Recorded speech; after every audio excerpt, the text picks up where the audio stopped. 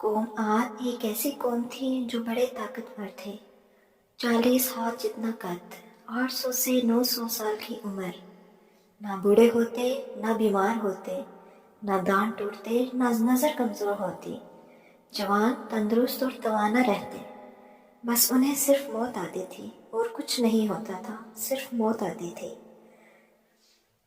ان کی طرف اللہ تعالیٰ نے حضرت ہود علیہ السلام کو بھیجا۔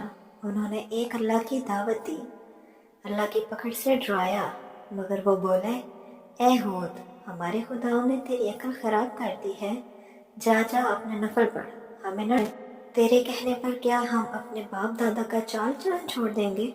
عقل خراب ہو گئی ہے تیری، جا اپنا کام کر، تیرے کہنے پر چلے تو ہم تو بھوکے مر جائیں گے۔ انہوں نے شرک، ظلم اور گناہوں کے طوفان سے اللہ کو للکارا۔ تکبر اور غرور میں بدھ مست بولے۔ اب قوم عاد نے تو بے وجہ زمین میں سرکشی شروع کر دی اور کہنے لگے، ہم سے زور آور کون ہے؟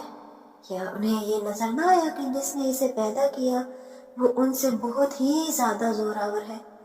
وہ آخر تک ہماری آیتوں کا انکار ہی کرتے رہے۔ کوئی ہے ہم سے زیادہ طاقتور تو لاؤ نا، ہمیں کس سے ڈراتے ہو؟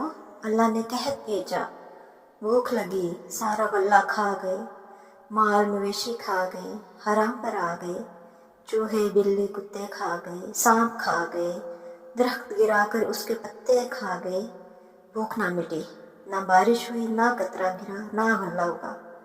پھر تنگ آ کر اپنا ایک وفد بیت اللہ بھیجا۔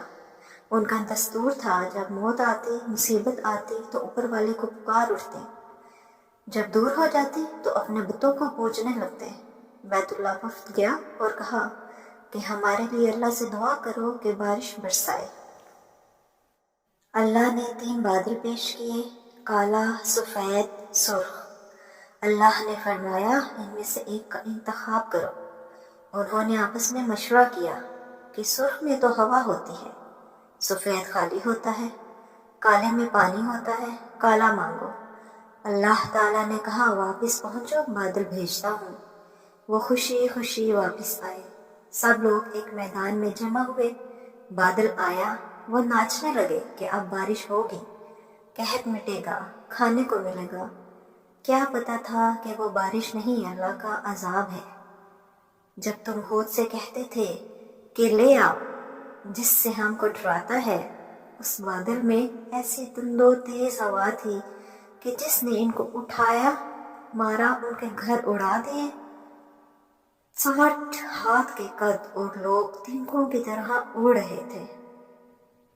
ہوا ان کے سروں کو ٹکراتی تھی، اتنی زور سے ٹکراتی تھی کہ ان کے بھیجے نکل کر منہ میں لٹک گئے۔ بعض لوگ بھاگ کر غار میں گھس گئے کہ یہاں تو ہوا نہیں آ سکتی، مگر میرے رب کا حکم ہو کر رہتا ہے۔ ہوا غار میں بگولے کی طرح داخل ہوتی اور ان کو باہر اٹھا کر پھینک دیتی۔